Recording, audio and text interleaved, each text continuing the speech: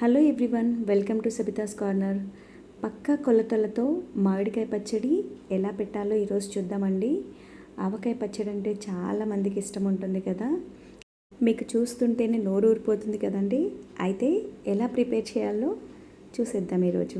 ఇప్పటి వరకు నా ఛానల్ కనుక మీరు సబ్స్క్రైబ్ చేయకుంటే ప్లీజ్ సబ్స్క్రైబ్ మై ఛానల్. ముందుగా మామిడికాయల్ని కడిగేసి అవి ముక్కలుగా కొట్టించి మంచిగా క్లీన్గా తుడిచి పెట్టుకోవాలి. అవి ఆరిపోయిన తర్వాత ఒక గిన్నెతో కొలవాలి. ఇదే గిన్నెతో 6 గిన్నెల మామిడికాయ ముక్కలు వచ్చాయండి నాకు. ఇవి 10 నుంచి 12 వరకు మామిడికాయ ముక్కలు ఉన్నాయి. ఈ 6 గిన్నెల మామిడికాయ ముక్కలకి 1.5 కప్పు కారం పొడి తీసుకోవాలి. ఇది నేను ఇంట్లో పట్టించిన కారం పొడి తీసుకున్నాను. 3/4 కప్పు సన్నగా జల్లించిన ఆవపిండి తీసుకోవాలి. 3/4 కప్పు సాల్ట్ తీసుకోవాలి. 2 టేబుల్ స్పూన్ జీలకర్ర పొడి, ఇంకా 2 టేబుల్ స్పూన్ మెంతి పొడి కూడా వేసుకొని ఒకసారి మిక్స్ చేసుకోవాలి. మెంతులు, జీలకర్ర, ఆవాలు కొంచెం డ్రై రోస్ట్ చేసుకున్న తర్వాతే మిక్సీ పట్టుకోవాలండి. అలాగే పచ్చి వేయకూడదు. ఇప్పుడు దీంట్లో వెల్లుల్లి రెబ్బలు కూడా వేసుకోవాలి. ఇవి వేసుకొని ఒక్కసారి అంతా బాగా మిక్స్ చేసుకున్న తర్వాత 1 టేబుల్ స్పూన్ పసుపు కూడా వేసుకోవాలి. ఇందులో సాల్ట్ తక్కువగా అనిపిస్తే మళ్ళీ కావాలంటే యాడ్ చేసుకోవచ్చండి. ఇప్పుడు దీంట్లో మామిడికాయ ముక్కల్ని వేసుకొని బాగా మిక్స్ చేయాలి. కారం అంతా మామిడికాయ ముక్కలకు పట్టేంత వరకు. ఇది మిక్స్ అయిపోయిన తర్వాత దీంట్లో ఇప్పుడు మనం ఆయిల్ యాడ్ చేసుకోవాలండి. దీనికి పల్లి నూనెనే వాడాలి. పల్లి నూనె వాడితే చాలా మంచి టేస్ట్ ఉంటుంది. ఈ పచ్చడికి కంప్లీట్గా 2 కప్స్ సరిపోతాయి. సో నేను 1.5 కప్పు మాత్రమే ఇక్కడ యాడ్ చేశాను.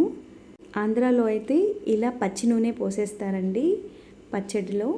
తెలంగాణలో అయితే కొంచెం గోరువెచ్చగా చేసుకొని దాంట్లో తాలింపు వేసుకున్న తర్వాత అది చల్లారిన తర్వాత నూనె పచ్చడిలో కలుపుతారు. సో నేను ఇక్కడ 1.5 కప్పు వరకు ఈ పచ్చడిలోనే పచ్చి నూనె కలిపేశాను. ఆయిల్ మాత్రం వేడి చేయలేదు. మిగిలిన 1/2 కప్ని తాలింపుకు యూజ్ చేస్తాను.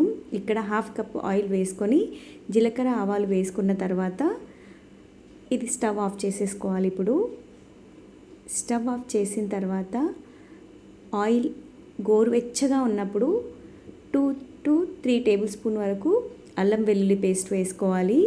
చాలా మంచి టేస్ట్ వస్తుంది ఈ అల్లం వెల్లుల్లి పేస్ట్ వేయడం వల్ల. ఇదంతా కూడా ఒక్కసారి బాగా మిక్స్ చేసుకొని దీన్ని ముందుగా ఆయిల్ కలిపి పెట్టిన పచ్చడిలో వేసేసుకొని మిక్స్ చేసేసుకుంటే సరిపోతుంది. ఈ పచ్చడి సంవత్సరం వరకు నిల్వ ఉంటుందండి. ఈ పక్కా కొలతలతో కనుక మీరు మామిడికాయ పచ్చడి పెట్టారంటే చాలా టేస్టీగా ఉంటుంది. ఇంకా సంవత్సరం వరకు ముక్క కూడా మెత్తపడకుండా అలాగే ఉంటుంది. చూసారు కదా, ఇదంతా బాగా మిక్స్ చేసుకోవాలి. ఇదంతా మిక్స్ చేసుకున్న తర్వాత మీరు ఒక 3 డేస్ వరకు ఏదైనా గ్లాస్ జార్లో కానీ, లేకపోతే జాడీలో కానీ, లేకపోతే ప్లాస్టిక్ డబ్బాలో కానీ 3 డేస్ వరకు ఎత్తి ఉంచుకోవాలి. 3 డేస్లో మీకు పచ్చడి పైన ఆయిల్ అంతా కూడా తేరుతుంది. ఇలాగా మీరు ట్రై చేసి ఎలా ఉందో కామెంట్ చేయండి. Please like, share and subscribe.